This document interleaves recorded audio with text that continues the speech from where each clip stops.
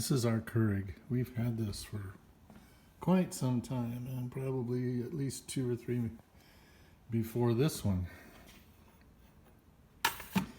And basically we have 2 favorite coffees. Deni likes Pete's. I think it's down here. She likes Major Dickinson's. Anyway. And I like Green Mountain Breakfast Blend Decaf. So basically, you gotta make sure you got enough water in it. So, excuse the mess.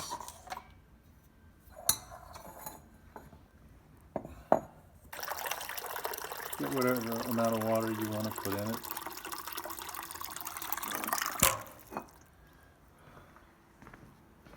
Looks like a, and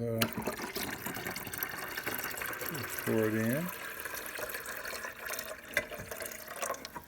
You know, we're only going to do a couple cups of coffee all day long, so that's about how much.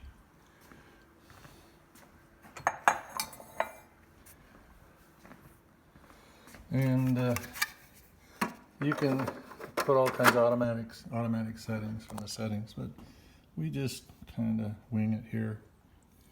Hot water, and first you got to put a fresh one in.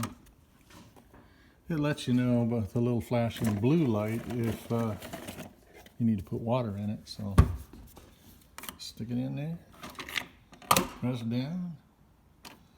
I thought I had it on. You got to make sure the green light's gone. It'll take a few minutes now. Oh, and you hear it. A lot of times it can take, if it's cold, that can take 5 minutes. But if you've used it in any recent time, maybe even a few seconds.